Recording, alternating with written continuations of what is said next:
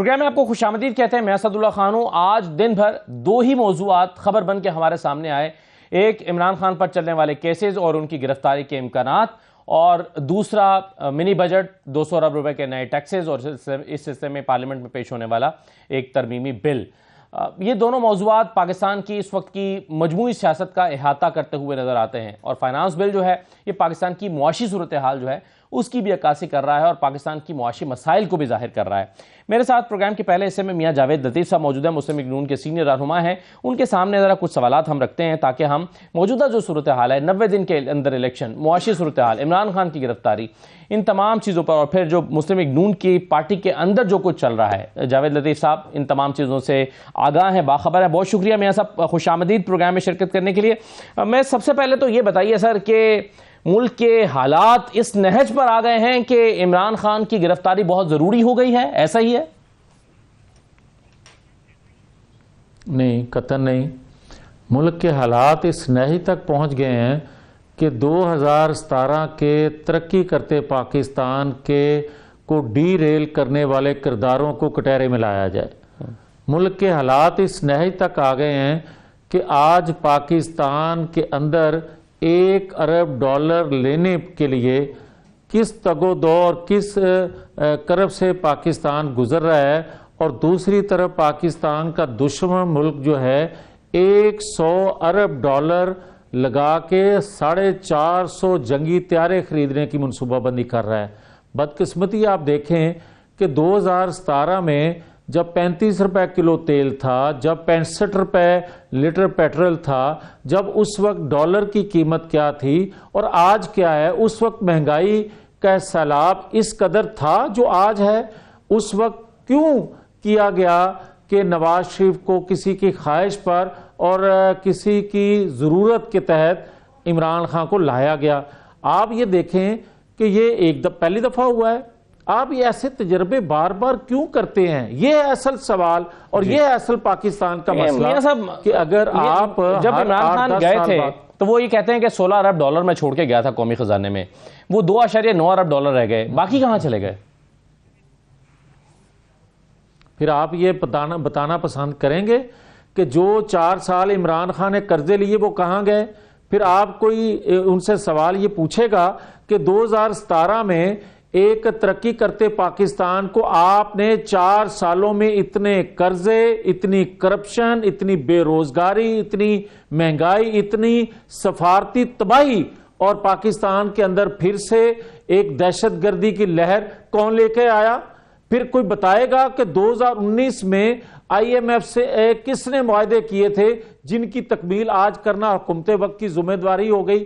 پھر کوئی بتانا پسند کرے گا کہ 8 ماہ پہلے مسلم لیگ کی کریڈیبلٹی کیا تھی عوام کی نظروں میں، تو 8 ماہ بعد آج وہ کریڈیبلٹی متاثر کیوں ہوئی؟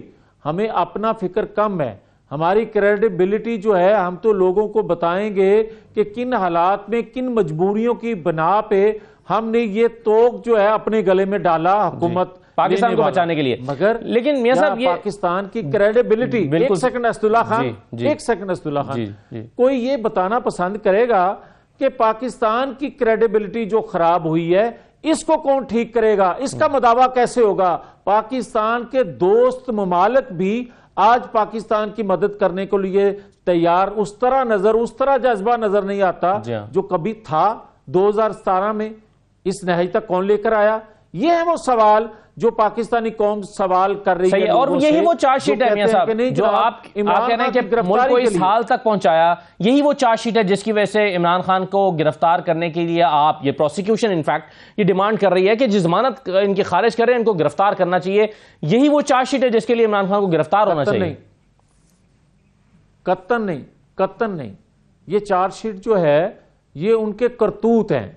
یہ چارج شیٹ جو ہے یہ 8-9 سال کے پینڈنگ کیس چلے آ رہے ہیں جو وہ سٹے پہ سٹے لیتے آ رہے ہیں، اور آج ان کے فیصلے شاید ہونے والے ہیں. شاید کا لفظ اس لیے استعمال کر رہا ہوں کہ جس طرح مجھے کوئی بتائے کسی ملزم کے لیے کبھی ایسا ہوتا ہے کہ پاکستان کی عدالتیں جو ہیں وہ اس کو اس کی سہولت کے مطابق ٹائم دیں، اس کی سہولت کے مطابق جو ہیں عدالتیں کھلی رہیں، اس کی سہولت کو مد نظر رکھتے ہوئے اگلے دن کا ٹائم دے دیں. یہ کسی اور ملزم کو سہولت ہے پاکستان کے اندر جو عمران خان کو ہے؟ کوئی یہ بتانا پسند کرے گا کہ حفاظتی ضمانت لینے کے لیے وہ شخص آنے کے لیے عدالت میں تیار نہیں ہے؟ ایگو کا مسئلہ ہے. پھر آپ مجھے یہ بتائیں کہ ایگو کا مسئلہ ہے یا ٹانگ کا مسئلہ ہے؟ فرد کو یہ سہولت حاصل ہے؟ جی ایگو کا مسئلہ ہے یا ٹانگ کا مسئلہ ہے؟ کیونکہ وکلا تو کہہ رہے ہیں کہ وہ چل نہیں سکتے. اگر ٹانگ کا مسئلہ ہے تو آپ مختلف ویڈیوز عمران خان کی دیکھیں جس میں وہ واک کر رہے ہیں. اگر ٹانگ کا مسئلہ ہے تو آپ یہ دیکھیں کہ اسلام آباد جلسے میں وہ کیسے آئے تھے. چل کے ہی آئے تھے نا, اسٹریچر پر تو نہیں آئے تھے. تو اگر یہاں جلسے میں آ سکتے ہیں تو پھر عدالت کیوں نہیں پیش ہو سکتے؟ صحیح ہے, لیکن آپ یہ کہہ رہے ہیں کہ ایسی سہولت کیا کسی اور کو ملی ہے؟ لیکن میاں صاحب ہم نے تو دیکھا ہے کہ سہولت ماضی میں بھی ملی ہے. نواز شریف صاحب کو 50 روپے کے اسٹامپ پیپر پہ باہر جانے کی اجازت ملی, پھر اس کے بعد وہ کبھی واپس نہیں آئے. پھر ہم نے دیکھا کہ جب پاسپورٹ مانگا گیا پاسپورٹ مل گیا, پھر جب ضمانتیں مانگی گئیں ضمانتیں ملی. پھر مسلم لیگ نون کے وہ رہنما جنہوں نے آنکھ کا آپریشن کرانے کے لیے 3 مہینے جیل میں ہوتے ہوئے اسپتال میں گزارے, یعنی جیل میں تھے تو آنکھ کے آپریشن کے لیے 3 مہینے. پھر آپ پوچھئے کہ 3 مہینے تک آنکھ کا کون سا آپریشن چلتا ہے جو آمدن سے زیادہ اثاثوں کے کیس میں آپ ہی کے ایک بڑے رہنما جو ہیں وہ جیل سروسز ہاسپٹل میں ایڈمٹ رہے. میں کسی آنکھ کے آپریشن والے کا جواب دینے کا پابند تو نہیں ہوں, مگر میں پابند ہوں نواز شریف کے حوالے سے جو آپ بات کر رہے ہیں.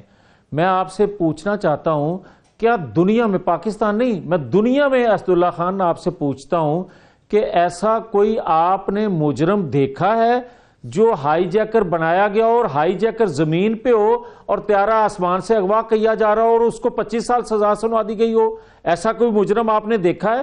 آپ نے کوئی ایسا بھی مجرم دیکھا ہے دنیا میں, پاکستان نہیں دنیا میں, جس کو سزا دی گئی ہو کہ آپ نے بیٹے سے تنخواہ نہیں لی, جو نہیں لی وہ اپنے احساسوں میں شو نہیں کی؟ بالکل صحیح ہے سر, یہ نہیں ہونا چاہیے تھا. یہ پاکستان کی احساسوں میں شو, یہ پاکستان کی جی میاں صاحب یہ عمران خان پر, یہ نواز شریف صاحب پر ہائی جیکنگ کا مقدمہ نہیں بنتا تھا, نہ ہونا چاہیے تھا. پاکستان کی تاریخ اس سے مسخ ہوئی, لیکن میاں صاحب پہ کیا آپ اس کا بدلہ لے رہے ہیں کہ عمران خان کے اوپر دہشت گردی کا مقدمہ, فواد چودھری پر بغاوت کا مقدمہ, اندیب عباس پہ قتل کا مقدمہ؟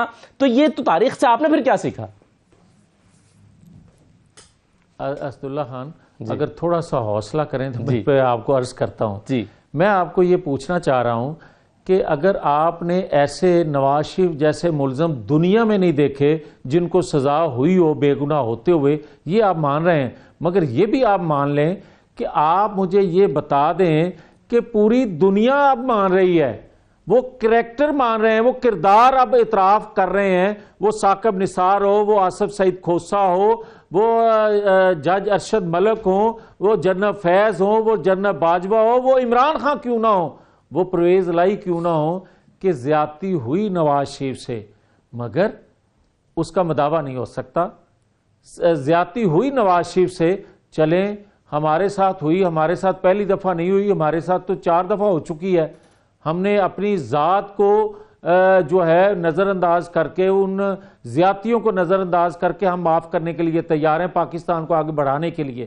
مگر جو پاکستان کا نقصان ہو گیا ہے, جو عوام کا نقصان ہو گیا ہے, جس 35 روپے کلو آٹے کو آج آپ نے 100 روپے سے اوپر لے جانے پہ آپ مجبور ہو گئے, خریدنے پہ مجبور ہو گئے. دالوں کے ریٹ آپ دیکھیں, پیٹرول کے ریٹ آپ دیکھیں, مرغی کے گوشت کا آج جو ذکر کر رہا تھا عمران خان, اس کا حساب کون دے گا؟ آپ سریے کا ذکر کر رہے تھے, آپ سیمنٹ کے تھیلے کا آج عمران خان ذکر کر رہے تھے. تو یہ کس کی وجہ سے اس مہنگائی کو, اور آپ نے تو کہا تھا 1 کروڑ نوکریاں, آپ نے تو کہا تھا 50 لاکھ گھر دیں گے, آپ نے تو کہا تھا کہ باہر سے لوگ نوکریاں لینے پاکستان آئیں گے. ان 4 سالوں میں آئے بلکہ اور بے روزگار ہو گئے, ٹھیک ہے, اور نوکریوں سے لوگ نکل گئے. بالکل صحیح ہے سر, مگر یہ وہ چارج شیٹ ہے نا سر, یہ سیاسی وعدے تھے, جھوٹ بولتے رہیں گے. بالکل ٹھیک ہے. میں سر میرا سوال آپ سے یہی نا, یہ وہ سیاسی وعدے تھے جو عمران خان پورے نہیں کر سکے, اور جب ان سیاسی وعدوں کے پورا نہ کرنے کے بعد وہ عوام کے پاس جائیں گے تو لوگ ان کو ووٹ نہیں دیں گے, کہیں گے آپ نے جھوٹ بولا تھا, نہ نوکریاں دی آپ نے, بے روزگاری بڑھا دی, مہنگائی بڑھا دی.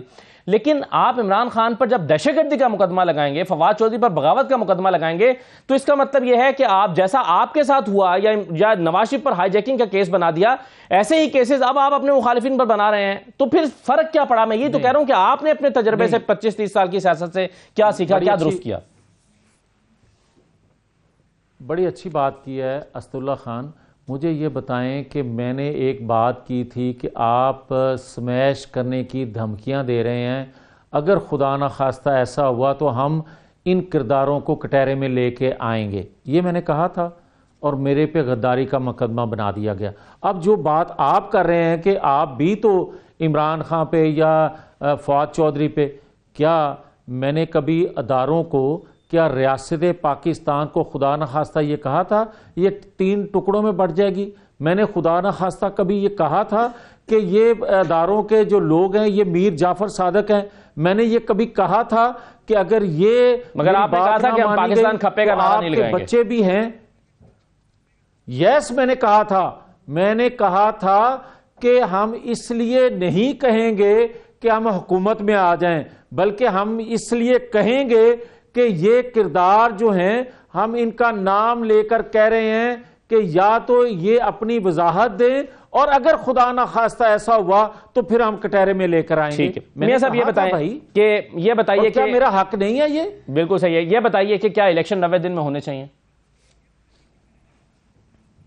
میں کہتا ہوں جو ٹائم فریم دیا گیا ہے وہ قانون آپ کو کہتا ہے اس میں ہونے چاہیے، مگر اسداللہ خان آپ پاکستانی ہیں نا، آپ کے آباء و اجداد پاکستانی ہیں، آپ کی آنے والی نسلوں نے اس پاکستان میں رہنا ہے. کیا دنیا میں کہیں ایسا جہاں جمہوریت ہے ایسا ہوتا ہے کہ ہر 15 دن بعد الیکشن ہو رہے ہوں؟ کیا کہیں ایسا ہوتا ہے کہ ضمنی الیکشن 15 دن بعد اور 1.5 ماہ بعد 2 صوبوں کے الیکشن اور اس کے اگلے 1.5 ماہ بعد جنرل انتخابات؟ مجھے یار کوئی بتائے کہ پاکستان ان چیزوں کا متحمل ہے کہ آپ کے منہ سے جو نکل جائے، آپ پوری کی پوری انتظامی مشینری جو ہے، ریاستی ادارے جو ہیں، آپ کی بات کی تکمیل کے لیے لگ جائیں، پاکستان جائے بہاڑ میں خدا نخواستہ آپ کے بقول؟ خدا کا خوف کریں یار. آپ ایک پوائنٹ سکوری یا اپنے پروگرام کے لیے تو مت پاکستان کی تباہی کریں. میں ایک پاپولر بات کر سکتا ہوں کہ یہ جناب ٹھیک ہے 90 دن کے میں الیکشن ہونے چاہیے. یہ پاکستان کے اندر جو ماحول بنا چکا ہے، پاکستان کے اندر خون ریزی ہو سکتی ہے خدا نخواستہ جدھر یہ پاکستان کو لے کے جا رہا ہے. کبھی کسی جو ہیں یہ بھی پاپولر بات کر رہے ہیں، یہ جو کہہ رہے ہیں 90 دن کے اندر انتخابات کے علاوہ کوئی دوسرا راستہ نہیں ہے آئین کے اندر. شاہد خاقان عباسی بھی پاپولر بات کر رہے ہیں. ایک یار میری بات سنیں اسداللہ خان، مجھے یہ بتائیں آپ کہ جب اس نے کہا تھا کہ پاکستان کے اندر سول نافرمانی کی تحریک میں شروع کر رہا ہوں، جب اس نے کہا تھا ہنڈی کے ذریعے پیسہ بھیجا جائے، جب اس نے پولیس پہ حملہ کر کے ملزموں کو چھڑوایا تھا، جب اس نے ریاستی اداروں پر حملہ کیا تھا، اس وقت اگر اس کا ہاتھ پکڑ لیا جاتا، تیسرا امپائر اس کی انگلی کھڑی نہ کرتا، اس کی اپنی تو نہیں اس نے کی مگر اس کی انگلی پکڑ کے اس کو 2018 میں اس کرسی پہ نہ بٹھاتا چیف ایگزیکٹو کی، تو مگر آپ کیا نہیں سمجھتے کہ اس وقت کے حالات یہ تقاضا کرتے ہیں کہ آپ ماضی میں رہنے کی بجائے مستقبل کا سوچیں، آگے کی بڑھنے کی بات کریں، یا آپ دیکھیں کہ اب کیا کرنا ہے؟ چلیے عمران خان کے اوپر مقدمات بنانے ہیں تو بالکل بنانے چاہیے، اور اگر ان کا جرم ہے تو ان کو ضرور گرفتار بھی کرنا چاہیے، لیکن اس وقت حالات کیا تقاضا کرتے ہیں کہ آپ 2014 کے دھرنے کو لے کر بیٹھیں، اس کا احتساب کریں، یا اس وقت کے معاشی حالات کو دیکھیں؟ پاکستان کے حالات کا تقاضا ہے کہ ایک جنرل انتخابات ہوں. جی پاکستان کے حالات کا تقاضا ہے کہ کسی طور پر بھی جنرل انتخابات ایک دن آگے نہیں جانے چاہیے. مگر پاکستان کے حالات آپ کو یہ اجازت نہیں دیتے کہ آپ اپنی خواہشات کے مطابق پاکستان کی تقدیر سے، پاکستان کی سلامتی سے آپ آئے روز کھیلیں.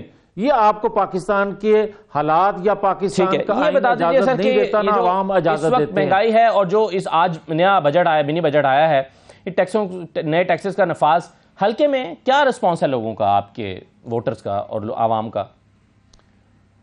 دیکھیں میں بالکل دیانتداری سے کہہ رہا ہوں کہ عمران خان جس کا نام ہے اور اس کے سہولت کار جس نہج تک پاکستان کو لے کے آ گئے ہیں، جو ان کی خواہش تھی سول نافرمانی کی، خدا نہ کرے آج جو بے روزگاری پاکستان کے اندر، مہنگائی پاکستان کے اندر آ چکی ہے اور جو آنے والی ہے، اس کے بعد یہ چنگاری کسی ایک بستی، کسی ایک شہر میں پھوٹ گئی اور جو تیل لے کر پھر رہا ہے، پیٹرول لے کر پھر رہا ہے عمران خان، اس نے ڈال دیا تو پاکستان کو خدا نہ خواستہ بہت زیادہ نقصان ہو سکتا ہے۔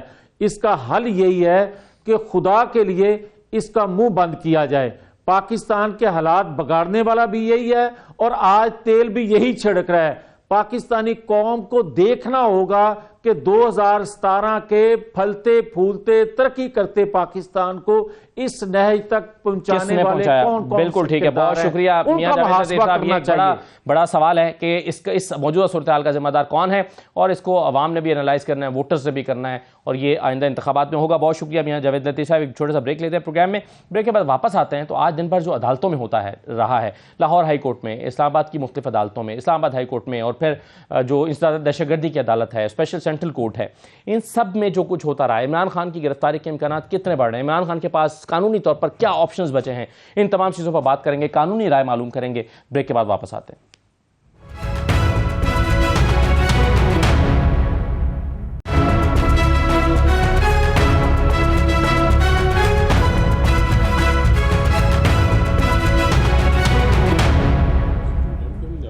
بریک کے بعد آپ کو دوبارہ خوش آمدید کہتے ہیں۔ عمران خان صاحب کے حوالے سے کئی مقدمات چل رہے ہیں، اور آج اسلام آباد کی مختلف عدالتوں میں ان کی ضمانت کے اخراج کا معاملہ تھا یا توسیع کا معاملہ تھا، کہیں پر ان کی درخواست مان لی گئی، کہیں پر اسلام آباد ہائی کورٹ نے انٹروین کیا اور روک دیا، اور اسی طرح سے لاہور ہائی کورٹ میں بھی حفاظتی ضمانت کے لیے تحریک انصاف کے وکلاء گئے، اور اب یہ معاملہ کل تک کے لیے پڑ گیا ہے۔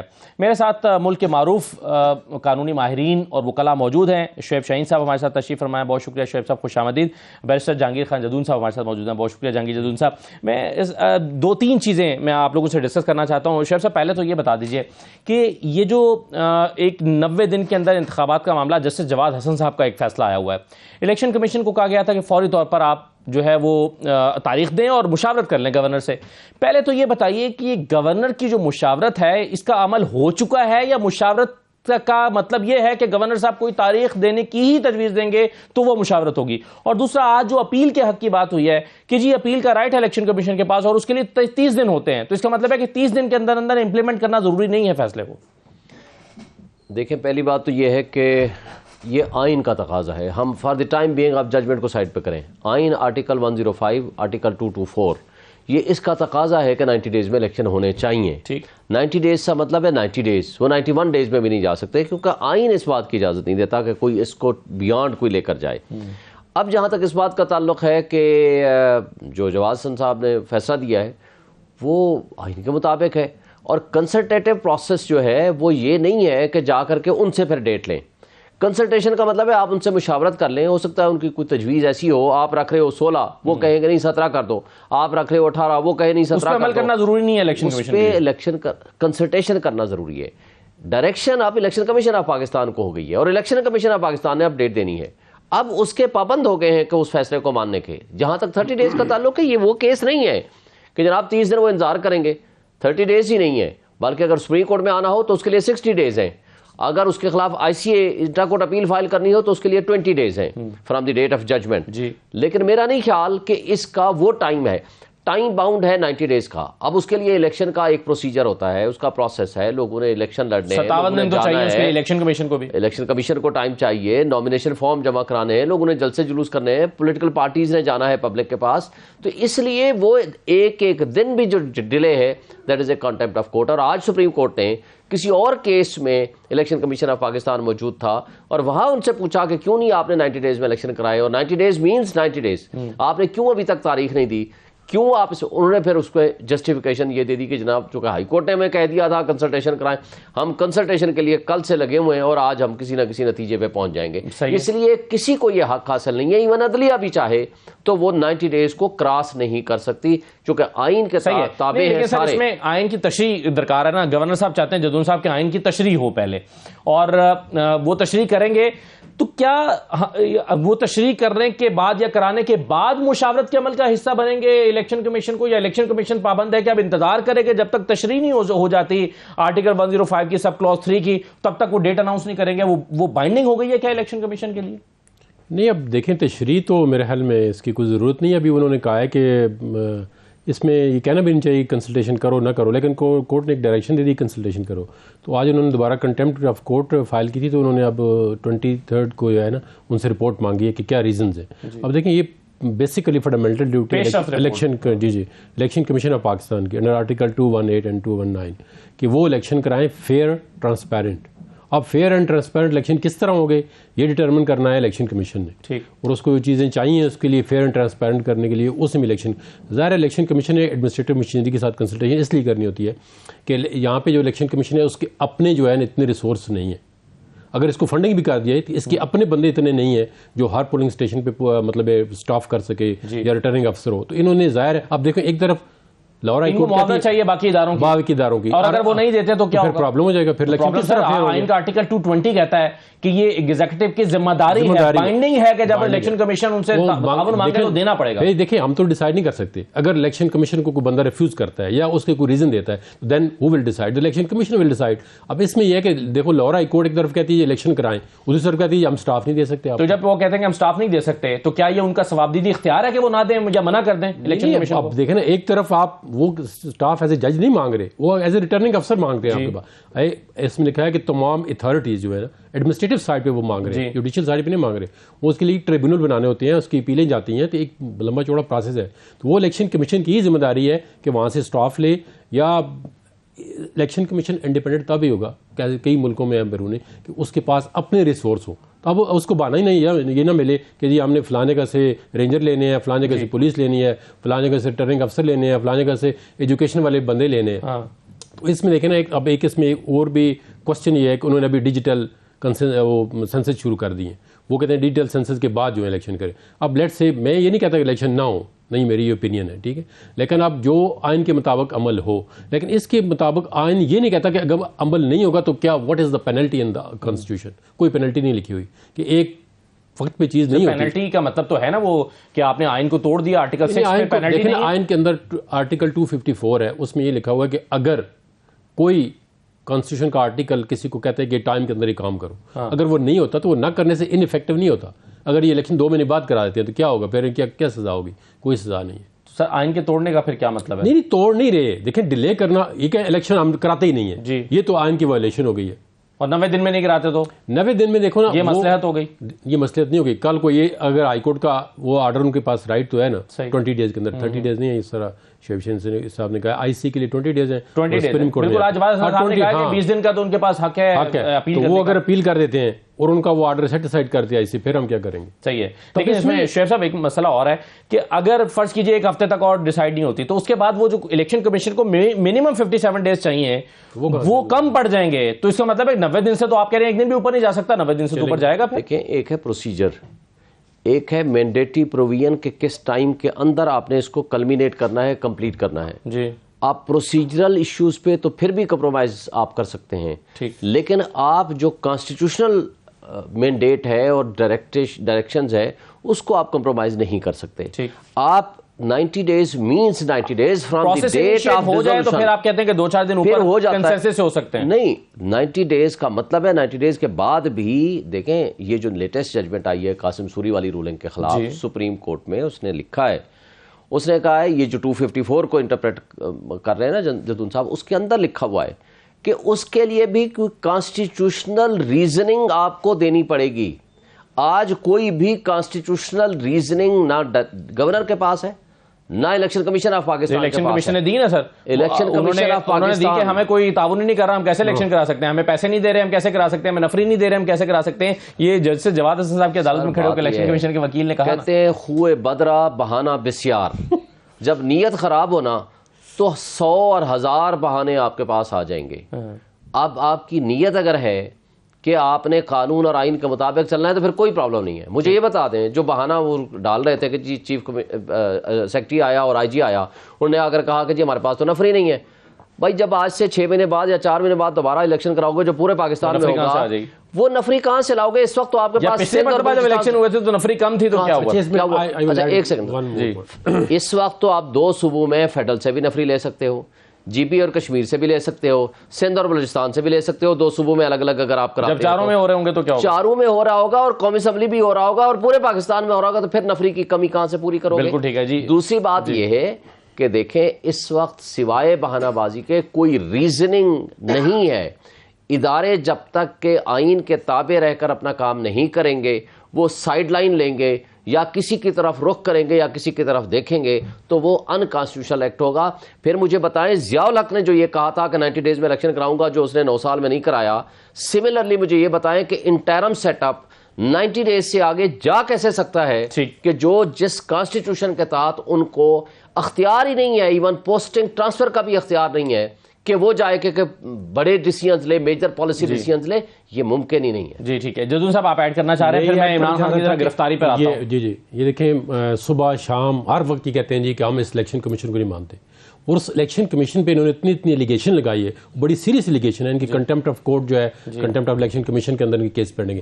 پہلے ان سے کون گارنٹی لے گا کہ آپ جو الیکشن اس الیکشن کمیشن کے تحت ہوں گے ان کو آپ مانیں گے یہ فیئر ہوئے؟ یہ تو مطلب انہوں نے ایک, ویسے جزون صاحب اگر وہ فیئر ہوں گے تو وہ پوری دنیا کو نظر آئیں گے, اور اگر وہ فیئر نہیں ہوں گے تو اس میں سوالات اٹھ جائیں گے. یہ میں پولیٹیکل اسٹیٹمنٹ نہیں دیتا ہوں, میں بالکل let me explain. Imran Khan یہ کہہ رہا ہے کہ ہم کوئی بھی الیکشن اس الیکشن کمیشن کے نیچے نہیں مانتے. یہ اس نے بیان نہیں دیا رات دن کے. اب بھی فواد چودھری کی آپ اسٹیٹمنٹ سنیں, وہ کیا کہہ رہے ہیں. وہ کہتے ہیں یہ الیکشن کمیشن تو ملا ہوا ہے ان کے ساتھ, ہم تو اس کی کسی بات ماننے کے لیے تیار نہیں. اگر ان کو اس الیکشن کمیشن پہ اعتماد ہی نہیں ہے پھر کیا کریں؟ الیکشن سے دستبردار ہو جائیں؟ نہیں دستبردار کریں. پہلے آپ یہ آ کے پبلکلی اسٹیٹمنٹ دیں کہ جو الیکشن کمیشن کے ہوں گے ہم مانیں گے. وہ مگر ان کی اسٹیٹمنٹ یہ ہے کہ ہم اس الیکشن کمیشن کو مانتے نہیں ہیں, لیکن الیکشن میں اترنا ہماری مجبوری ہے, ہم اس کو بائیکاٹ نہیں کر سکتے. تو آپ اس کے سپلیمنٹری الیکشن ہوا. میں جدون صاحب بات کو آگے بڑھاؤں. شہباز شریف صاحب وزیر اعلیٰ تھے نیچے پنجاب میں, ان کے بیٹے کیا نام تھا, حمزہ شہباز. شہباز شریف صاحب وزیر اعظم تھے فیڈرل گورنمنٹ میں, دونوں تھے نا باپ بیٹا. اور شہباز شریف صاحب کے ہوتے ہوئے پنجاب میں الیکشن ہوئے 20 سیٹوں پہ, پی ٹی آئی نے 16 سیٹیں جیتیں, 16 یا 17 سیٹیں جیتیں, 15 سیٹیں جیتیں, تقریباً 16, ویسے 15. چلے میں 16 یا 15 سیٹیں کہہ دوں, 75% ہو گئی نا. مجھے یہ بتا دیں کہ اس الیکشن کو بھی تو انہوں نے انوالو ہوئے نا. تو بات یہ ہے کہ جب یہ ابھی الیکشن انہوں نے پورے پاکستان میں کرائے, 8 سیٹوں میں سے 9 سیٹیں تھیں اور 9 میں سے وہ 8 سیٹیں جیتے عمران خان صاحب, اسی الیکشن کمیشن کے تابع ہوئے. اچھا مجھے یہ بتا دیں, کیا سٹیٹمنٹس کی بنیاد پر الیکشن کمیشن اپنی ذمہ داری جو آئین کے تابع ان کی ہیں وہ اس سے دستبردار ہو جائے گا؟ کیا ان سے گارنٹیاں لے گا کہ میں جو چاہوں کروں, یعنی جو چاہوں کروں اور آپ مجھے مانیں گے؟ بھائی اگر غلط کرو گے تو غلط ہوگا, اگر آپ صحیح کرو گے قانون اور آئین کے مطابق تو وہ ٹھیک ہوگا. بالکل صحیح ہے. مجھے جزون صاحب یہ بتائیے کہ عمران خان کی ضمانت میں توسیع کی درخواست کا مسترد ہونا, اس کے بعد سٹیٹس ان کا کیا ہے؟ باوجود اس کے کہ وہ لاہور ہائی کورٹ میں چلے گئے ہیں درخواست لے کر, عمران خان کیا کسی وقت گرفتار ہو سکتے ہیں اب؟ دیکھیں, ایک تو پہلی بات یہ کہ عمران خان خود کہتے ہیں, ایک مطلب ان کی پولیٹیکل پارٹی جو ہے اس کا بیسک فاؤنڈیشن یہ ہے کہ قانون سب کے لیے برابر ہو. ٹھیک. لیکن جب ان پہ اپنی بات آتی ہے تو یہ قانون کو نہیں مانتے. یہ اپنے کہتے ہیں کہ میرے لیے کوئی علیحدہ قانون ہو. اب یہ 2 دفعہ 3 دفعہ ان کو پروٹیکٹیو بیل ملی ہے, یہ کورٹ میں حاضر نہیں ہوئے. بنی گالہ کے اندر ان کو اسلام آباد ہائی کورٹ نے بیل دی. انہوں نے کہا جی باہر میں اگر آتا ہوں تو مجھے ارسٹ کا خطرہ ہے, تو انہوں نے کہا جی آپ وہاں سے ہی بیل لے لیں. ٹھیک ہے, تو کسی نے کوئی آبجیکشن نہیں کیا. وہ کہتا ہے ٹھیک ہے کورٹ کی ڈسکریشن ہے, میں بھی نہیں کرتا, یہ بھی نہیں کرتے, کوئی بھی نہیں کرتا. اب انہوں نے اکتوبر میں بیل لی ہے 2 ATC کورٹ سے. تو اب بھی وہ اس کے بعد پری ریسٹ بیل ان کو پوچھیں, ہم خود جب کرتے ہیں کوئی تو 2-3 ہفتے میکسیمم 1 مہینے سے آگے کسی کی پری ریسٹ بیل نہیں جا سکتی. وہ کہتے ہیں یار ختم کرو, آپ ایکیوزڈ ہیں, کیا کر رہے ہیں, یا آپ کی بیل بنتی ہوئی. وہ سپریم کورٹ کی ڈائریکشن بھی ہے کہ بیل کا کیس جو ہے وہ فوراً سپریم کورٹ کے خود بھی اندر جو بیل ہوتی ہے اس کو فوراً ڈیسائیڈ کرتے ہیں. اب 4-5 مہینے اگر پری ریسٹ بیل پہ آپ رہیں گے, ہو سکتا ہے ان کی بیل کنفرم ہو جائے. میں نہیں کہتا کہ ان کو بیل کنفرم نہیں ہو, تو سبجیکٹس میٹر ہے. ہو سکتا ہے وہ صبح آئیں تو لیکن جب اکتوبر کے آخری ہفتے میں انہوں نے بیل لی تھی اس کے بعد ان پہ حملہ ہو گیا نا. نہیں حملہ، اب حملے کا دیکھیں نا، قانون آپ کو ایک راستہ دیتا ہے نا. ٹھیک ہے حملہ ہو گیا، آپ بھی مانتے ہیں، میں بھی مانتا ہوں، یہ بھی مانتے ہیں. اس کا ہے کہ آپ MLR لائیں، میڈیکل رپورٹ، کہ آپ جو ہے انیبل ٹو ٹریول ہے، آپ کی جو انجریز اس طرح کی ہیں، یہ ہیل اپ نہیں ہو سکتی، یہ اتنا ٹائم لگائیں گے. جج اس کو کیوں نہیں مانیں گے؟ ابھی تک انہوں نے MLR جو ہے نا وہ ڈیزگنیٹڈ. اب وہ گرفتار ہو سکتے ہیں کسی بھی وقت یا ابھی دیکھو یہ مجھے نہیں پتا، نہیں آئین قانونی طور پر گرفتار کیا جا سکتا ہے جس کے خلاف یہ بھائی یار وہ کسی وقت بھی گرفتار ہو سکتا ہے. اگر کگنائزیبل آفینس بنتا ہو تو وہ کسی ٹائم بھی اریسٹ ہو سکتا ہے. اگر بیل بھی نہ کرائی ہو تو ڈیفینیٹلی وہ قانون آئین کے سامنے کیوں نہیں جھکتے؟ قانون کے سامنے عمران خان صاحب کو عدالت میں جانا نہیں چاہیے. ابھی ہمارے ساتھ تھے میاں جاوید لطیف صاحب، وہ کہتے ہیں اگر وہ نومبر کے آخری ہفتے میں جلسہ کرنے کے لیے لاہور سے پنڈی آ سکتے ہیں تو لاہور سے چند میل کے فاصلے پر ہائی کورٹ نہیں جا سکتے. پہلی بات تو میں آپ کو واضح کروں کہ جو MLR کی بات کر رہے ہیں نا، میڈیکل رپورٹس آج ایکسیپٹ کی ہیں اسلام آباد ہائی کورٹ نے. آج ہی میں وہاں بیٹھا ہوا تھا اتفاق سے، وہاں اسلام آباد ہائی کورٹ نے 22 فروری تک ایکسیپٹ کر کے نیچے کی بینکنگ کورٹ کی جو ایگزیمپشن ختم کی تھی اس کو سیٹ اسائڈ کیا، اس کو سسپینڈ کیا کہ نو ایڈورس آرڈر یا no final order shall be pass, اور 22 کو آئیں گے ہم آرگومنٹ سنیں گے. اس لیے یہ کہنا کہ میڈیکل رپورٹ نہیں ہے، میڈیکل رپورٹ وہاں پیش بھی، انہوں نے کہا نئی میڈیکل رپورٹ بھی دیں. لہٰذا اس پہ تو کوئی دوسری رائے نہیں ہے. جہاں تک اس بات کا تعلق ہے گرفتار ہو سکتے ہیں یا نہیں ہو سکتے، وہ اس لیے نہیں ہو سکتے کہ پروٹیکٹیو بیل جب جمع ہو جائے، کوئی اس نیت سے بھی آ جائے کہ میں عدالت میں جا رہا ہوں بیل کرانے کے لیے، اپنے آپ کو سرنڈر کرنے کے لیے، تو اس کو پولیس گرفتار نہیں کر سکتی. اگر عدالت نے کہا ہے نا کہ وہ سرنڈر تو کریں پہلے آ کے، وہ پیش کرو، دو مرتبہ یہ تو اب کورٹ فیصلہ کرے گی نا. اگر تو وہ اس کے پاس MLR یا میڈیکل رپورٹ ایسی کوئی ہوگی، ان کے وکیل پیش ہوں گے تو ان کا پیش ہونا ضروری نہیں ہے. اور اگر ان کے پاس ایسی میڈیکل ایویڈنس نہیں ہوگی تو کورٹ کہے گی کہ سرنڈر کریں. Let the court should decide. ابھی اس وقت تک گرفتار نہیں ہو سکتے. تیسری بات آپ نے یہ فرمائی کہ آئین کے تابع کیوں نہیں ہے، آئین کے سامنے کیوں نہیں مانتے. آئین ہی کو تو مانتے ہیں کہ اس کو نکالا، 33 اس کے خلاف FIR کاٹی، اور FIR یہ نہیں ہے کہ وہ پیسے کھا گیا یا کرپشن میں انوالو ہے. 144 کی خلاف ورزی کر لی، آپ نے فلاں کو دھمکیاں دے دی، اس کے خلاف بات کر لی تو غداری کا مقدمہ ہو گیا، بغاوت غداری کے مقدمے ہو گئے. کوئی بھی کیس ایسا نہیں ہے جو پولیٹیکل وکٹمائزیشن کی بنیاد پر نہ ہو. پھر میں آگے چلتا ہوں، سب کو آئین کے تابع ہونا چاہیے. میں ایک سوال جدون صاحب سے بھی کرتا ہوں. ایک سابق پرائم منسٹر نواز شریف صاحب بھی یہاں سے گئے تھے ایک بیان حلفی دے کر کہ میں 6 ہفتوں میں واپس آ رہا ہوں. ماشاء اللہ، اللہ ان کو لمبی زندگی دے، وہاں صحت مند ہیں نواز شریف صاحب. اور ان کے گارنٹیئر تھے موجودہ ہمارے پرائم منسٹر شہباز شریف صاحب. چلے 6 ہفتوں کا نہ صحیح بھائی، 6 مہینے میں تو آ جائیں، 6 مہینوں کو بھی چھوڑ دیں بھائی، 4 سال ہونے کو ہیں. کوئی عدالت، معزز عدالت یا کوئی ایگزیکٹو ادارہ، کوئی ان سے پوچھ لے کہ بھائی وہ تو مجرم ہے، وہ کدھر ہے؟ مگر کیا یہ عمران خان کو جواز مہیا کرتا ہے؟ میں نہیں کر رہا، میں اگلا سوال کر رہا ہوں. میں یہ کہہ رہا ہوں یہ تو عمران خان کو ایک کریڈٹ جاتا ہے کہ وہ جب اس کے خلاف اتنے مقدمات بنے وہ ملک چھوڑ کے بھاگا نہیں، وہ سیلف ایگزائل میں نہیں گیا، وہ ملک سے باہر جا کر نہیں بیٹھا. قاتلانہ حملہ ہوا، اس کے باوجود اس ملک میں بیٹھا ہے، یہیں سے وہ علاج کرا رہا ہے اور یہاں عدالتوں میں پیش ہو رہا ہے، اور اس کو ہونا چاہیے، میں یہ نہیں کہتا.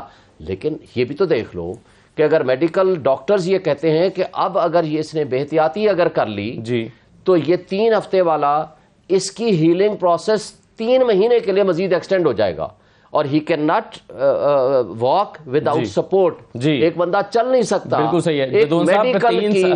میڈیکل 3 مہینے اور ڈیلے ہو جائے گا ان کا بہرانا اگر وہ بے احتیاطی کریں گے. ڈاکٹر کی ایڈوائس ہے اور یہ رپورٹ جمع ہوئی ہے عدالت میں، آج ہی جمع ہوئی ہے. جی عام ڈاکٹر کی ایڈوائس نہیں ہے. دیکھو ان کو medical legal report designated doctor کی جو ہے نا ایڈمیسیبل ایویڈنس ہوتی ہے میڈیکل، وہ گورنمنٹ کا ہسپتال جب دیتا ہے وہ عدالت اگر مان رہی ہے تو نہیں عدالت دیکھیں، عدالت نے کہا ہے رپورٹ لے کے آئے. کوئی میڈیکل بورڈ بنے گا یا میڈیکل کہیں گے آپ بھائی اس نے رپورٹ میں یہ نہیں لکھا کہ آپ ٹریول نہیں کر سکتے یا آپ کب تک ٹریول نہیں کر سکتے. یہ کوئی انہوں نے 3 ہفتے کا بولا ہے. 3 ہفتے کوئی انہوں نے کہا ایکسرے دے دیں. انہوں نے لکھا ہوا 3 ہفتے کا نہیں، میرے پاس آرڈر موجود ہے. انہوں نے کہا یہ ایکسرے انہوں نے دیے کہ میڈیکل رپورٹ آپ دوبارہ میڈیکل رپورٹ دیں کسی کیا پوزیشن ہے. اب دیکھیں آپ یہ کہتے ہیں نواز شریف صاحب، ہم we are not representing any political party ہے، ٹھیک ہے، ان کا مجھے نہیں پتا لیکن میں ٹھیک ہے. اب نواز شریف صاحب پولیٹیکل پارٹی کو تو کر رہے ہیں لیکن اس وقت نہیں کر رہے. ویسے یہ پولیٹیکل پارٹی کے لیڈر غلط کرتے ہیں. اب ویسے یہ پولیٹیکل پارٹی کے لیڈر ہیں لیکن اس وقت وہ ایسا دیکھیں، مطلب ایک ایسی مثالیں آپ کے پاس کہ نیب کورٹ کے اندر 3 دفعہ انہوں نے کہا جی آپ 2 بجے آ جائیں, آپ 1:30 بجے آ جائیں, آپ 4 بجے 5 بجے آ جائیں, انہوں نے کورٹ میں حاضری دی. میں نے صرف 6 ہفتے کی بات کی ہے. میڈیکل نواز شریف صاحب کا ذکر کر رہے ہیں نہیں, وہ علاج کرانے کے لیے 6 ہفتے کے لیے گئے, علاج کرانے کے لیے جو ان کو پوچھے ہائی کورٹ کا آرڈر نے پڑھا جو علاج کرانے کے لیے گئے, اس میں کیا لکھا ہوا ہے, جب تک وہ ڈاکٹر نہیں کہیں گے you are fit to travel, جس طرح عمران خان کو بھی کہہ رہے ہیں نا, یعنی وہ یو کے سے پورا یورپ گھوم سکتے ہیں, امریکہ, لیکن ڈاکٹر نہیں کہہ رہے نا سر, وہ ڈاکٹر کہتے ہیں صرف پاکستان کی طرف رخ نہیں کرنا, یعنی پاکستان کی طرف رخ نہیں کرنا, باقی ہر جگہ پہ پورا یورپ گھومیں, ہر جگہ پہ جائیں. میں ان کے بھی آپ کوئی بات نہیں کر رہا, مجھے نہیں پتا وہ اگلے ہفتے مہینے کے بعد. اس شعر میں ڈاکٹر سے کیا مراد ہے یہ بتا دیں. نہیں, جو ہائی کورٹ نے آرڈر کیا ہے نا اس میں یہ لکھا ہوا ہے کہ جب آپ کو ڈاکٹر کہیں گے یہ فٹ ہے تو یو کین ٹریول. ڈاکٹر سے کیا مراد ہے یہ تو پوچھ رہا ہوں. ڈاکٹر تو دیکھیں نا میڈیکل ڈاکٹر, میڈیکل ڈاکٹر, آپ کسی اور ڈاکٹر کو جانتے ہیں تو ہمیں نہیں پتا,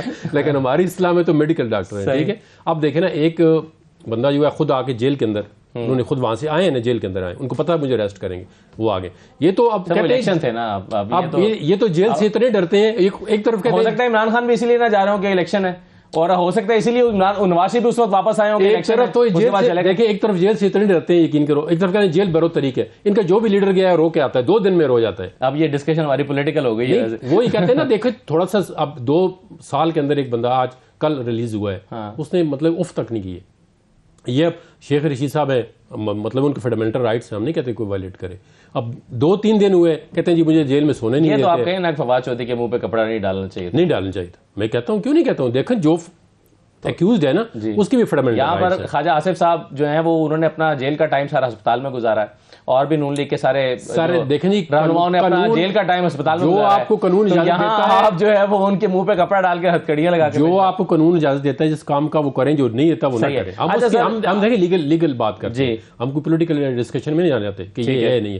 لیگلی جو آپ کو لا آئین جو کہتا ہے کہ یہ کنسیشن آپ لے لیں, بالکل یہ کنسیشن نہیں ہے عمران خان کے لیے. ایک امپورٹنٹ کیس یکم کو اس کی ہیئرنگ ہے عمران خان کی, جو ان کی نااہلی کا معاملہ لگا ہوا ہے, مینٹینیبلٹی پر سلمان رقم راجہ صاحب نے دلائل دینے ہیں. 22 تاریخ کو ہے. عمران خان کے مختلف توشہ خانہ بھی چل رہا ہے, دہشت گردی بھی چل رہی ہے, دھمکی والا بھی چل رہا ہے, کافی سارے کیسز چل رہے ہیں. عمران خان نااہل ہوتے ہوئے یا گرفتار ہوتے ہوئے نظر آ رہے ہیں آپ کو مختصراً سر؟ دیکھیں میرا خیال ہے کہ یہ ممکن نہیں ہے. اس کی وجہ یہ ہے کہ عمران خان کے بغیر اب پاکستان کی سیاست اور پاکستان کا نظام چلانا ناممکنات میں سے ہے جو حالات ہیں. اور اگر کوئی یہ کرے گا تو یہ ملک کے ساتھ زیادتی کرے گا, کیونکہ یہ اگر کسی کی خواہش تو ہو سکتی ہے لیکن یہ پریکٹیکلی ممکن نہیں ہے اور لیگلی ممکن نہیں ہے. کیونکہ اگر لیگلی ایک کیس کی اگر بات میرے ساتھ کریں گے تو میں آپ کو بتاؤں گا کہ اس میں ایسی کوئی جان نہیں ہے جس کو ہم یہ سمجھیں کہ اس کی بنیاد پر کہ وہ ڈسکوالیفائی ہو جائیں گے. ٹھیک, بہت شکریہ شعیب شاہین صاحب, جہانگیر جزون صاحب بہت شکریہ پروگرام میں شرکت کرنے کے لیے. ایک بریک لیتے ہیں ناظرین, بریک کے بعد واپس آتے ہیں تو ایک ذرا مختلف سے موضوع پر بات کرتے ہیں. پنجاب میں جو فوڈ سیکیورٹی کے حوالے سے اور فوڈ کی کوالٹی کی ایشورنس کے حوالے سے جو ایفرٹس ہو رہی ہیں, اس پر دیکھتے ہیں انسانی جو صحت کا معاملہ ہے اس پر پنجاب حکومت کیا کر رہی ہے. ایک بریک کے بعد واپس آتے ہیں.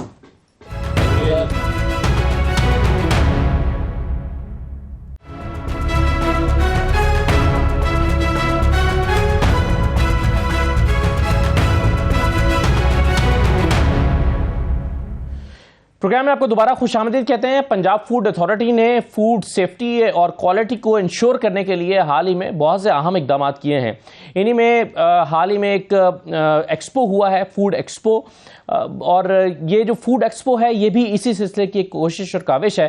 یہ فوڈ ایکسپو کیوں کیا گیا, اس کا کیا مقصد تھا؟ ڈی جی فوڈ مدثر اعظم ملک صاحب ہمارے ساتھ موجود ہیں, ان سے ہم بات چیت کرتے ہیں کہ یہ ایونٹ آخر کیوں کیا گیا جس میں 10 لاکھ لوگوں نے شرکت کی ہے اور اس کی اہمیت کیا ہے. مدثر ریاض صاحب, سب سے پہلے تو یہ بتائیے یہ 10 لاکھ لوگوں کی شرکت اور اتنی بڑی تعداد میں فیملیز کا آنا, بنیادی مقصد کیا تھا اس فوڈ ایکسپو کا؟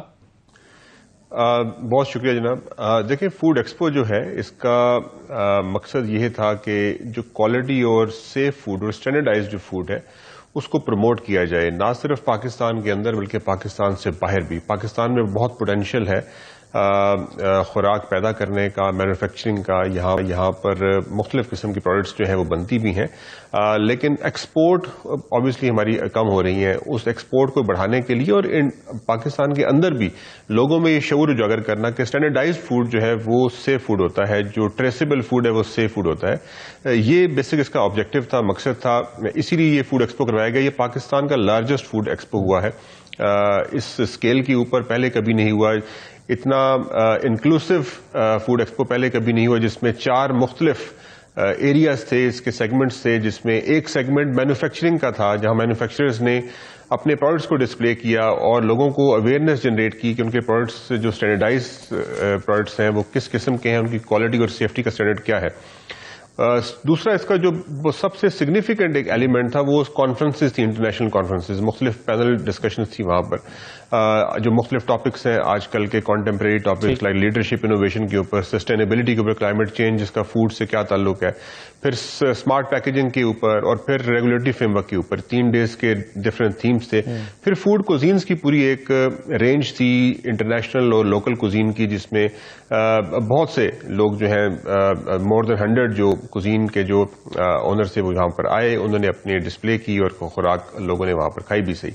اور لاسٹ ایلیمنٹ رات کے ٹائم کنسرٹس کا تھا. پاکستان کے لیڈنگ سنگر سارے وہاں پر موجود تھے, فیملیز نے اس کو اٹینڈ کیا. تو ٹوٹل جو 10 لاکھ اس کی 3 دن میں فٹ فال ہوا ہے. اس میں مختلف ایمبیسڈرز آئے, مختلف ملکوں کے لوگوں نے شرکت کی, اور باہر سے بھی ڈیلیگیشن آئے جو مختلف ممالک سے پاکستان کو دیکھنے کے لیے. تو مقصد یہ تھا کہ ایک تو فوڈ جو سیف اور سینیٹائز فوڈ اس کو پروموٹ کیا جائے, ان کمپنیز کو بھی پروموٹ کیا جائے, اور سیکنڈلی جو جس طرح گلف فوڈ ہوتا ہے, جس طرح یورپ میں جرمنی میں ہوتا ہے فوڈ کے ایکسپوز, اس میں ریگولیٹری اتھارٹیز ان کو سپورٹ کرتی ہیں, UAE میں کرتی ہیں. تو اسی طرز کے اوپر یہاں پنجاب فوڈ اتھارٹی نے اس کو فیسیلیٹیٹ کیا, اور یہ فوڈ ایکسپو بیسیکلی انڈسٹریز نے خود لگایا. بالکل صحیح ہے. تو مدثر صاحب یہ اصل میں یہ پاکستان کی دوسری بڑی انڈسٹری بھی ہے, اور اگر ہم اس کو ایکسپورٹ کے پوائنٹ آف ویو سے دیکھیں یا لائف سٹاک کے پوائنٹ آف ویو سے بھی دیکھیں, یا کچھ اور بھی اس میں ظاہر ایلیمنٹس ہیں, تو یہ پاکستان کی اکانومی میں کنٹریبیوٹ کر سکتا ہے. تو یہ بطور انڈسٹری یہ کتنی بڑی انڈسٹری ہے اور اس کی کیا امپورٹنس ہے؟ دیکھیں, فوڈ جو انڈسٹری ہے یہ پاکستان کی, بالکل آپ صحیح کہہ رہے ہیں, یہ اس کا تقریباً 25% جو ہماری انڈسٹری ہے وہ فوڈ سے متعلق ہے. اس میں ورٹیکلی انٹیگریشن بہت زیادہ ہے. ورٹیکل ایک انڈسٹری دوسری انڈسٹری کو سپورٹ بھی کرتی ہے, ہاریزونٹل بھی اس کی رینج بڑی زیادہ ہے. اور پاکستان میں انڈسٹریل سیکٹر کے اندر جو اس کا فیکٹر ہے, کیونکہ پاکستان ایک بہت بڑی آبادی ہے, اس آبادی کو کیٹر کرنے کے لیے فوڈ کی ریکوائرمنٹ ہے, مختلف فوڈز یہاں پر تیار ہوتے ہیں, اور ہمارے پاس پوٹینشیل باہر بھی ہے. تو اس انڈسٹری کا جو اوور آل پائے کے اندر جو ریشو ہے وہ کوارٹر سے زیادہ بنتا ہے. سو دیٹ از وائی اس انڈسٹری کو نظر بھی رکھنے کی ضرورت ہے, انڈسٹری کو پروموٹ بھی کرنے کی ضرورت ہے, لیکن اس انڈسٹری کو جو کہ کوالٹی اور سیف فوڈ پرووائڈ کرتی ہے. اس میں بہت سے ایلیمنٹس ایسے ہیں جو کہ unsafe unhygienic food بھی پروڈیوس کر رہے ہوتے ہیں, اڈلٹریشن بھی ہو رہی ہوتی ہے. تو ان کے خلاف آبویسلی ہم ریگولیٹری فریم ورک کے تحت کارروائی بھی کرتے ہیں, اور مقصد الٹیمیٹلی یہی ہے کہ لوگوں تک محفوظ طریقے سے خوراک, کوالٹی خوراک پہنچ سکے. جی, میں جو آپ نے ابھی ذکر کیا, میں نے آج بھی آپ کی ایک جو خبر ہے وہ دیکھی ہے, پوسٹ بھی دیکھی ہے, کہ جو ناقص گوشت سپلائی کرنے والے لوگ ہیں ان کے خلاف بھی آپریشن شروع کیا گیا ہے. اسی طرح دودھ کے حوالے سے آپریشن رہتا ہے, مسالہ جات اور مختلف چیزیں. تو یہ کتنا آپ سکسیس حاصل کر پائے ہیں اپنے اس مشن میں, اور کتنی اچیومنٹس آپ کو ملی ہیں؟ کیونکہ اس طرح کا دھندا کرنے والے لوگ عام طور پر دیکھا جاتا ہے کہ باز نہیں آتے, پھر ساز باز کرتے ہیں, پھر دوبارہ سے آپریشنل ہو جاتے ہیں. تو یہ کس حد تک اوور کم کر پائے ہیں آپ ان مسائل کو؟ دیکھیں, یہ کنٹینیوس یہ ایک بیٹل ہے, اور یہ ایون ایسے ممالک جو کہ بہت ایڈوانس اسٹیج پہ چلے گئے وہاں پر بھی یہ بیٹل لڑی جاتی ہے. لیکن پاکستان میں ہماری جو فوڈ اتھارٹی ہے یہ ایک نیو فینومینا ہے. 2011 میں ایکٹ پاس ہوا تھا, 2017 میں یہ فنکشن ہوئی پورے پنجاب کے اندر. تو یہ ہارڈلی آپ کہہ سکتے ہیں 5 سال کا ایک آرگنائزیشن ہے, لیکن اس نے بے پناہ مائل سٹون طے کیے ہیں. اس نے اسٹینڈرڈز ڈیولپ کر لیے, اس نے آپریشنل سٹاف ڈیولپ کر لیا, ایگزیکیوشن ہوتی ہے, اب چیکنگ ہوتی ہے. پہلے یہ کانسیپٹس تھے ہی نہیں. دودھ پہ, اور جس طرح آپ نے میٹ کا بتایا, یہ ہمارے لیے بڑا چیلنج ہے, اور کیونکہ یہ ایک ایسی اکانومی ہے, یہ دودھ کی, لوز ملک کی اور میٹ کی, جو کہ ریگولیٹڈ پراپرلی نہیں ہے. یہ ان ریگولیٹڈ اکانومی ہے, اور ہمارے پاس ڈیٹا بیس بھی اس کا اویلیبل نہیں ہے. دنیا کے اندر ہر چیز ریگولیٹڈ ہوتی ہے, ٹریسیبل ہوتی ہے. تو الٹیمیٹلی ہم جو اب پروموٹ کر رہے ہیں ان چیزوں کو, اور یہ ایکسپو اس میں مددگار ثابت ہوگی. یہ پہلا سٹیپ تھا, اور یہ ہر سال ایکسپو ہوگی انشاءاللہ. ہم کیلنڈر اس کا ایشو کر رہے ہیں کہ ٹریسیبل فوڈ جو ہے وہ لوگوں کو اویئر کیا جائے اس کے بارے میں کہ ٹریسیبل فوڈ بڑا امپورٹنٹ ہے، نہ صرف سپلائر سائڈ کو بلکہ ڈیمانڈ سائڈ پہ کنزیومرز کو بھی اویئر کیا جائے. تو یہ ایک کنیکٹیوٹی جنریٹ کرنے کے لیے یہ مددگار ہوگی. ہم آبویسلی کارروائی بھی کرتے ہیں، ہماری جو اتھارٹی کے لوگ ہیں وہ آپریشنز بھی کرتے ہیں، ریڈز بھی کرتے ہیں، لیکن یہ بھی ایک ایلیمنٹ بڑا امپورٹنٹ ہے، سافٹ جو ایلیمنٹ ہے، اس میں اویئرنیس جنریٹ کرنا، بزنسز کو شاباش دینا، ان کو پروموٹ کرنا، ان بزنسز کو جو کہ پاکستان کی اکانومی میں کردار ادا کر رہے ہیں اور ساتھ ساتھ سیف اور ہائیجینک فوڈ بھی پرووائڈ کر رہے ہیں. یہ مدثر صاحب یہ بتائیے کہ نیوٹریشن اسکریننگ سے کیا مراد ہے؟ اس پر بھی جو ایک آگاہی مہم شروع کی گئی ہے اور ابھی ایکسپو میں بھی اس سلسلے میں جو ہے وہ عوام کو آگاہی دی جا رہی تھی، یہ اس کا کیا مقصد ہے؟ دیکھیں، نیوٹریشن پروفائلنگ پاکستان میں 40% سے زیادہ جو بچے ہیں 1 سال سے 5 سال کے درمیان وہ سٹنٹنگ کا شکار ہے. سو سٹنٹنگ پاکستان کا بڑا پرابلم ہے اور اس کی مین وجہ یہ ہے کہ ہم نیوٹریشن فیڈ کے اوپر زور نہیں دیتے. ہمارے گھروں میں لوگوں کو پتہ نہیں ہے کہ کون سے نیوٹرینٹ ایلیمنٹس ہیں جو کہ بچوں کو دینے چاہیے اس ایج کے اندر. آبویسلی یہ ایک ایسا عمل ہے جس کو آگاہی کے ذریعے کنٹرول کیا جا سکتا ہے. اس کو ایٹ لیسٹ 40% سے سٹنٹنگ کو ہم نیچے لا سکتے ہیں. تو اس کے لیے ہم نیوٹریشن پروفائلنگ کرتے ہیں. ہمارا محکمہ جو ہے یہ ایک ایسا سیکٹر ہے جو ہم نے نیا سٹارٹ کیا اور ہم ابھی تک 5 لاکھ سے زیادہ بچوں کے اور مختلف حضرات اور خواتین کے نیوٹریشن پروفائلنگ کر چکے ہیں. اس نیوٹریشن پروفائلنگ کے ذریعے ہمیں لوگوں کا پتہ چلتا ہے کہ ان کا BMI کیا ہے، ان کا بیسک نیوٹریشن ڈیفینسیز کیا ہے، ہم ان کو پھر گائیڈ کرتے ہیں، ایڈوائس دیتے ہیں. اور ابھی آج کل اسکولوں میں بھی ہمارا ہیلتھ چیمپئن پروگرام چل رہا ہے جس میں ہم 12,000 بچوں کا ڈیٹا بیس اکٹھا کر رہے ہیں جہاں پر نیوٹریشن پروفائلنگ کر کے ان کو ایڈوائس دی جائے گی. اچھا، صحیح، ٹھیک ہے. بہت شکریہ مدثر ریاض صاحب پروگرام کرنے کے لیے. DG فوڈ اتھارٹی مدثر ریاض ملک صاحب ہمارے ساتھ موجود تھے. ناظرین، یہ آج کا پروگرام تھا. اجازت دیجیے، اللہ حافظ.